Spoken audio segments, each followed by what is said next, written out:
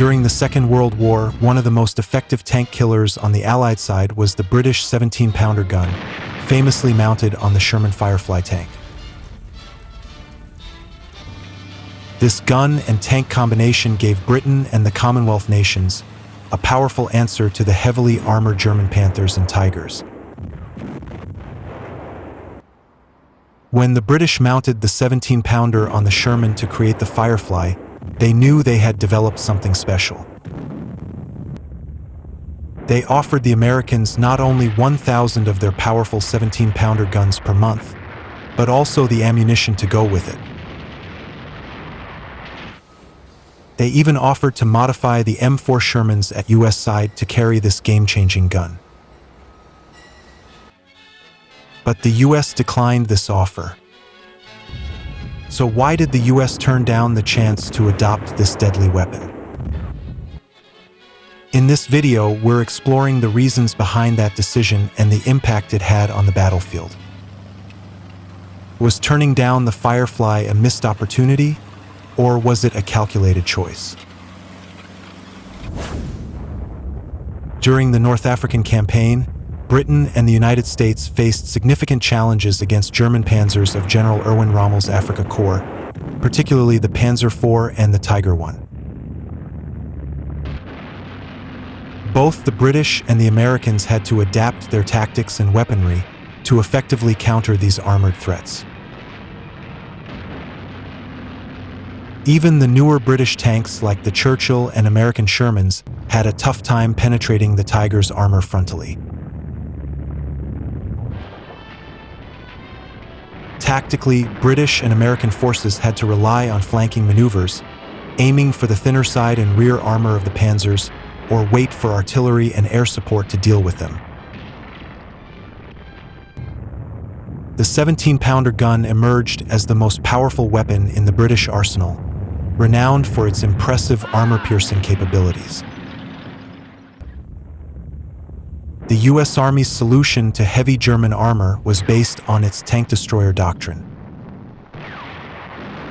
This doctrine called for tanks to focus on infantry support and exploitation, while tank destroyers were meant to engage and destroy enemy tanks. In North Africa, this doctrine faced its first real test, but quickly exposed its flaws, resulting in significant losses. Tank destroyers were frequently unavailable when needed, and these lightly armored vehicles were highly vulnerable to German fire. By the time the campaign in North Africa ended in May 1943, both Britain and the United States had learned valuable lessons about dealing with German heavy tanks. These lessons, particularly regarding the need for heavier, more effective tank guns and better coordination between tanks, infantry, and support units, influenced future Allied operations in Italy, Normandy, and beyond. The British continued to improve their anti-tank capabilities, leading to the eventual widespread use of the 17-pounder gun, while the US continued to develop tank destroyers and upgraded their Shermans with the 76mm gun as they moved into the European theater.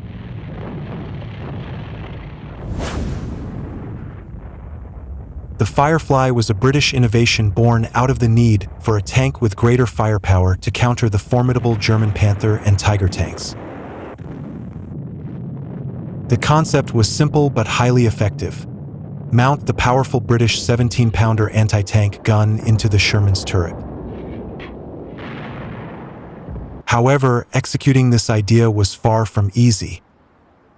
The 17-pounder was much larger than the Sherman's standard 75mm gun, requiring extensive modifications to fit it into the turret.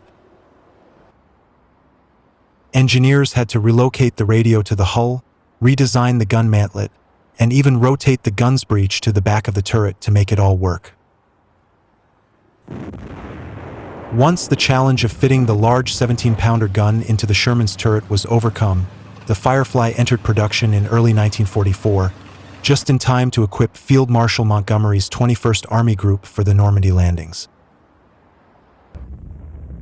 The Firefly quickly became a prized asset on the battlefield, as its powerful gun could consistently penetrate the armor of the heavy Panther and Tiger tanks encountered during the Normandy campaign. But the question still lingers: why didn't the United States adopt this deadly tank when the British offered it to them? There were several reasons. First, the Americans believed that their new 76mm gun, the M1, would be more than enough to handle the German tanks. The 76mm was an upgrade from the standard 75mm gun on the Shermans, which struggled against the heavier German armor. The US was also developing a 90mm gun, which they were testing for their tank destroyer units by the time of the Normandy invasion. This gun, they believed, would provide the punch they needed if the 76mm wasn't enough. While the 90mm was indeed a powerful weapon, the Americans planned to mount it only on tank destroyers, not on their mainline Sherman tanks. This would severely limit the number of tanks capable of engaging German heavy armor. Perhaps the most critical reason the Americans turned down the Firefly was their belief that the Panther would be used sparingly, much like the Tiger one had been, a specialist vehicle deployed in small numbers. The Americans were confident that their 76mm Shermans and tank destroyers would be enough to counter this limited threat. As history would show, the US was proven wrong on all accounts.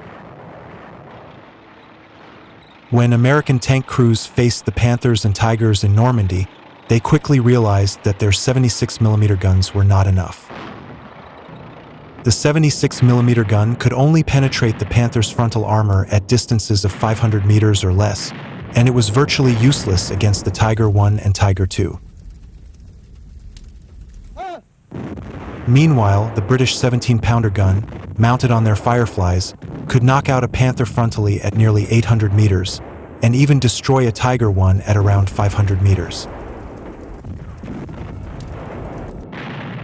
The Americans' 90mm gun, while almost as effective as the 17-pounder, was only reliable up to around 500 meters.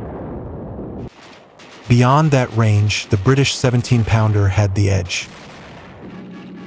And while the Americans reserved the 90mm for tank destroyers, the British were fitting the 17-pounder into everything they could, from tank destroyers to Sherman Fireflies. The British intelligence had estimated that the Germans would produce approximately 6,000 to 7,000 Panther tanks. This accurate intelligence allowed the British to anticipate the significant threat the Panther posed, prompting the development of countermeasures such as fitting the 17-pounder gun to the Sherman Firefly. However, despite this critical information being shared with the Americans, they downplayed the threat of the Panther, believing it to be a specialist vehicle that would be deployed in limited numbers like the Tiger I, a decision that later proved costly in battles like those in Normandy. The Sherman Firefly was evaluated by the US Army, but ultimately rejected. Their analysis highlighted several valid concerns.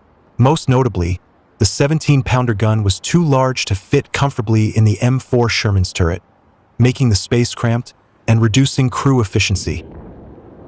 There were also significant issues with the massive muzzle flash, which not only blinded the gunner, but also had the potential to ignite nearby shrubbery. Getting the enormous 17-pounder to fit in the turret had been a major challenge from the start. Converting M4 Shermans into Fireflies required significant modification, and the US was focused on mass production and logistical efficiency. The US Army prioritized having as many tanks as possible, rather than introducing complex conversions. Keeping the production of Sherman tanks simple and uniform made it easier to supply, repair, and maintain them in the field. The Firefly conversion also involved reducing the Sherman's internal ammo storage and required extensive redesign of the turret, which added complexity to an otherwise streamlined production line. The Sherman's standard 75mm gun offered superior high-explosive performance, making it ideal for supporting infantry against bunkers and other soft targets. For this reason, many U.S. tankers preferred the 75mm Shermans over the 76mm variants. Based on these findings, the U.S. concluded that the Firefly was not an effective design, a surprising conclusion to the British and Canadian tank crews who had used it to great effect in Northwest Europe. Production of the Firefly began in January 1944, and by May 31st, approximately 342 Sherman Fireflies had been delivered to the 21st Army Group for the Normandy landings. British and Canadian tank units were typically made up of 3 75mm Shermans and 1 Firefly, providing an ideal balance between infantry support and anti-tank capabilities. By the time of the Normandy invasion, American tank crews faced a harsh reality. Their Shermans were struggling against the Panthers. There were 76mm Shermans sitting in England, but the U.S. Army chose not to bring them into the fight until it was too late. As the fighting intensified, demand for 76mm tanks skyrocketed. And when the 2nd and 3rd SS Panzer divisions rolled in with their Tigers, things got even worse. The Americans had to rely heavily on airstrikes and artillery to level the playing field. Meanwhile, the British, facing 4 full-strength Panzer divisions in their sector, took heavy losses, but at least they had Fireflies to fight back. Later in the war, during the Battle of the Bulge, the situation grew so desperate that the Supreme Headquarters Allied Expeditionary Force requested that 100 Shermans in Britain be converted into Fireflies for U.S. use. Only 20 were shipped out, but there's no solid evidence they ever saw combat with U.S. forces. The refusal to adopt the Firefly also came down to doctrinal differences.